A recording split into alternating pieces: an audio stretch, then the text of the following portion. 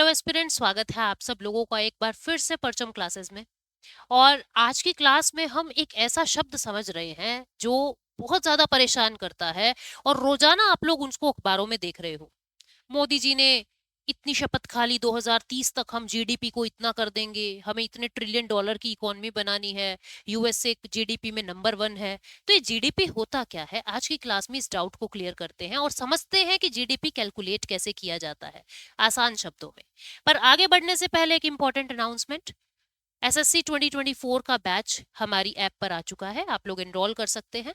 SSC जीए के complete जो subjects हैं वो आपको मिल जाएंगे, polity, economy, history, geography, static, GK, सब कुछ इसके अंदर इंक्लूडेड है रिकॉर्डेड फॉर्मेट में। आपको डाउनलोडेबल पीडीएफ्स मिल जाएंगी, 10 मॉक टेस्ट मिल जाएंगे, साथ में आपको previous year question papers with detailed explanation हमारे टीचर के द्वारा किया गया मिल जाएगा। और अगर कोई भी डाउट अगर आपको आता है तो आप लाइव हमारे टीचर से जुड़ के अपने डाउट्स को सॉल्व कर सकते हैं, ठीक है।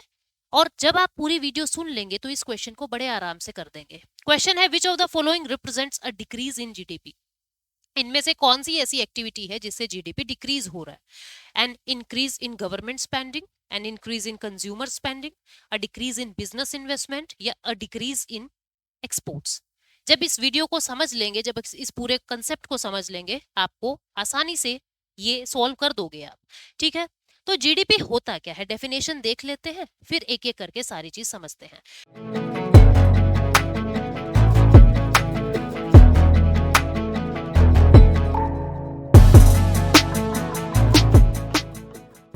तो ये भाई साहब क्या कह रहे हैं, जीडीपी क्या है? GDP is a measurement of economic output. आपके देश का आर्थिक उत्पादन, इकोनॉमिक आउटपुट कितना हुआ है। ये आउटपुट और इकोनॉमिक आउटपुट अलग होते हैं क्या, इसको समझना है। आउटपुट और इकोनॉमिक आउटपुट दो अलग चीज है क्या, इसको हमें समझना है। फिर उसके बाद it is the total value of all finished goods, ये क्या होते हैं ये जानना है। Services produced with in a country, it's a keyword, बहुत इंपॉर्टेंट है, ठीक है। During a specified time, usually a year और अ क्वार्टर। तो अब एक एक करके सारी चीजों को समझते हैं और जीडीपी से ही पता लगता है भारत की इकोनॉमी की हेल्थ क्या है और ग्रोथ कितनी हो रही है। तो सबसे पहले हम लोग कुछ साधारण चीजें समझते हैं। प्रीवियस सेशन में हम लोगों ने ये समझा था कि कितने तरीके के सेक्टर्स ऑफ इकोनॉमी होते हैं। हमने जाना था primary sector, secondary sector, tertiary sector, quaternary sector, quinary sector, ये सब कुछ समझा था हमने, ठीक है। अब उसी का ही यूज करते हैं, उसी ज्ञान का यूज करते हैं। अब देखो, हमारी सेक्टर के अंदर मैं मेनली 3 सेक्टर मान के चल रही हूँ, प्राइमरी, सेकेंडरी और टर्शरी, क्योंकि बाकी दो तो टर्शरी के ही सब पार्ट है। तो प्राइमरी, सेकेंडरी और टर्शरी। एक साल में क्या किया जाए, एक साल में आप क्या करेंगे, तीनों सेक्टर के फिनिश्ड गुड की काउंटिंग कर लेंगे। तीनों सेक्टर के फिनिश्ड गुड की काउंटिंग कर लेंगे। मान लीजिए मैंने प्राइमरी सेक्टर का फिनिश्ड गुड मान लिया है 10 केजी, 10 केजी वीट जो है वो प्रोड्यूस हुई है एक साल में, ठीक है। एक फाइनेंशियल ईयर में 10 केजी वीट प्रोड्यूस हुई है, मैंने ये फिनिश्ड गुड ले लिया। सेकेंडरी सेक्टर में मान लीजिए आप कि 100 चेयर्स जो है वो हमारे देश में बनी है, हमारे देश में 100 चेयर्स बनी है और कुछ भी नहीं बना सेकेंडरी सेक्टर में। और टर्शरी सेक्टर में मान लीजिए 100 रुपए की बैंकिंग की सर्विसेज दी गई है और कुछ भी नहीं प्रोड्यूस हुआ। तो ये काम एक साल में होते हैं। अब हमसे कोई हमारी जीडीपी पूछे तो हम क्या बताएंगे, सर 10 केजी वीट है, 100 चेयर्स है और 100 रुपीज बैंकिंग सर्विस है। ये तो बोर्ड छोटा है और परिस्थिति ऐसी है कि मैं सब कुछ नहीं बता सकती बोल के। इतने मैट्रिक टन ये, इतना बैरल ये, इतना केजी ये है, इतना लीटर ये, इतना इतना एमटी ये, मैं हर चीज आपको नहीं बता सकती। और बताने लग जाऊं तो कितना मुश्किल है, आपको कुछ याद नहीं रहेगा, क्योंकि हर किसी की यूनिट अलग है। लेकिन अगर मैं आसान करने के लिए इन सब की यूनिट रूपी में कन्वर्ट कर दूं तो बड़े प्यार से आप बता दोगे, मैम हमारा ना जो जीडीपी है ना वो 3 ट्रिलियन डॉलर हो गया है या इतने लाख रुपीज हो गया है, आप बड़े प्यार से बता दोगे। यानी कि इसको आसान करने के लिए हमने क्या किया, ये जो भी फिनिश्ड गुड्स आए हमने इसको मार्केट कॉस्ट में बदल लिया, हमने इसको रूपी में मार्केट वैल्यू के हिसाब से मार्केट कॉस्ट में बदल लिया। अब ये मार्केट कॉस्ट में कैसे बदला जा रहा है, मान लीजिए 1 केजी वीट की जो कीमत है वहां पे कितनी है, 10 रुपीज है, मान लीजिए 10 रुपीज है, ठीक है। यानी 10 rupees per KG wheat market के अंदर पहुंचता है, इतने का सारी लागत वागत लग के 10 रुपए का मार्केट में पहुंच रहा है 1 केजी वीट। तो 10 केजी कितने का हो गया, 10 kg कितने का हो गया? आपने कहा मैडम 100 का हो गया। ठीक है जी, 100 रुपीज रुपी में कन्वर्ट हो गया। एक चेयर मान लीजिए 500 रुपए की है। एक चेयर जो है वो कितने कॉस्ट की है? 500 रुपीज की है। तो 100 चेयर कितने की हो गई? आप बताएंगे मैम 100 चेयर जो है वो 50,000 की हो गई। इसको भी मैंने रूपी में कन्वर्ट कर लिया, है ना। फिर ये ऑलरेडी रूपी में है, मैंने इसको रूपी में ही रखा। तो अब मुझसे अगर कोई जीडीपी पूछेगा, मैं क्या करूंगी? मेरे देश के टोटल फिनिश्ड गुड की, टोटल आउटपुट की मैं इकोनॉमिक वैल्यू बता रही हूँ। इकोनॉमिक यानी मॉनेटरी टर्म्स में उसको बता रही हूँ, मनी के टर्म्स में मैं उसको बता रही हूँ। This is economic value. ये मेरा क्या है? ये आउटपुट है। ठीक है, समझ आया, क्योंकि जीडीपी आउटपुट ही बताता है। लेकिन मैं उस आउटपुट को आसान बनाने के लिए और ज्यादा रिप्रेजेंटेबल बनाने के लिए मैं उसको इकोनॉमिक आउटपुट में बदल रही हूं, यानी उसको मनी की वैल्यू में, रूपी के टर्म्स में बदल रही हूं। तो आंसर क्या आ जाएगा? 50,200 रुपए। ये मेरी जीडीपी निकल के आ गई है। This is my GDP. तो जीडीपी क्या हो गया? एक साल के अंदर, एक साल के अंदर जो भी हमारा फाइनल प्रोडक्ट बन के आ रहा है, जो भी हमारा फिनिश्ड गुड बन के आ रहा है, जितने भी फाइनल प्रोडक्ट्स बने हैं, उसकी मार्केट वैल्यू का एडिशन इज जीडीपी। अब सवाल ये आता है कि मैम जीडीपी एनुअली कैलकुलेट होता है, कैसे होता है? क्वार्टरली होता है, कैसे होता है? तो देखो जी, जीडीपी को दो तरीके से कैलकुलेट किया जाता है। एक तो वार्षिक यानी एनुअली, हर साल हम जीडीपी कैलकुलेट तो करते हैं। कौन करता है? एनएसओ करता है, नेशनल स्टैटिस्टिकल ऑफिस। ये वो ऑफिस है जिसको 2019 में एनएसएसओ और सीएसओ को मर्ज करके बनाया गया था। इन दोनों को मर्ज किया और एनएसओ बना दिया 2019 में। अब यही जीडीपी कैलकुलेट करता है, जो ministry of statistics and programme implementation के अंडर आता है, मॉस्पी के अंडर आता है।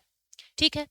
अब एनुअली कैलकुलेट करते हैं और क्वार्टरली कैलकुलेट करते हैं। ये क्वार्टरली नहीं पता बहुत सारे शब्दों, बहुत सारे स्टूडेंट्स को। तिमाही, 3-3 महीने, मतलब क्वार्टरली। क्वार्टरली का मतलब 4 हिस्से। एक साल को 4 हिस्से में बांट दिया, 12 महीनों को 4 हिस्से में बांट दिया। 3 months, 3 months, 3 months and 3 months. तो अप्रैल, मई, जून, ये एक क्वार्टर पूरा हुआ है। फिर जुलाई, अगस्त एंड सितंबर, ये अगला क्वार्टर पूरा हुआ है। फिर अक्टूबर, नवंबर एंड दिसंबर, ये नेक्स्ट क्वार्टर, क्वार्टर 3 पूरा हुआ है। And quarter 4 is January, February and March. ठीक है, ये हमारा नेक्स्ट क्वार्टर है, फोर्थ क्वार्टर है। तो कभी भी क्या करते हैं, क्वार्टरली जब निकालते हैं, जैसे कि मान लीजिए क्वार्टर 1 है 2023-24 का, 2023-24 का क्वार्टर 1 है, तो इसको कंपेयर करेंगे क्वार्टर 1 ऑफ 2022-23, पिछले साल के उसी क्वार्टर से हम कंपेयर करते हैं। सेकेंड क्वार्टर को पिछले साल के सेकेंड क्वार्टर से कंपेयर करेंगे, और जो पूरे साल का जीडीपी निकलेगा उसको पिछले पूरे साल के जीडीपी से कंपेयर करते हैं। एक तो ये बात आपको बतानी थी। दूसरा, जो आजकल कुछ तरीका बदला जा रहा है सवालों को पूछने का, एक और चीज हम समझ लेते हैं कि किसको जीडीपी में इंक्लूड करेंगे, किसको जीडीपी में इंक्लूड नहीं करेंगे, है ना। एक सवाल ये बनने लगा है, किसको जीडीपी में इंक्लूड करेंगे, किसको नहीं करेंगे।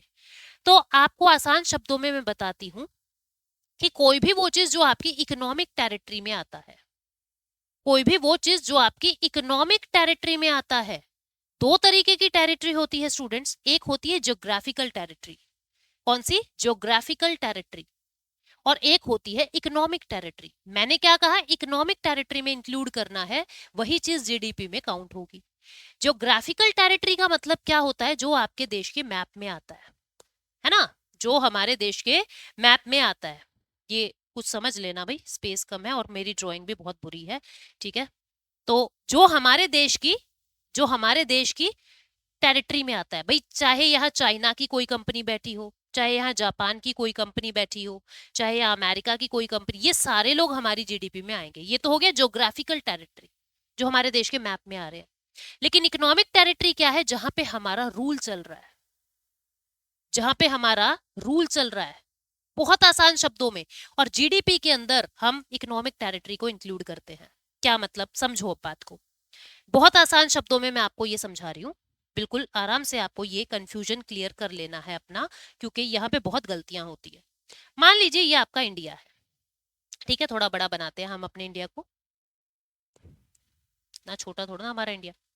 मान लीजिए ये हमारा इंडिया है, ठीक है, और इस इंडिया में ABCDE 5 कंपनी है।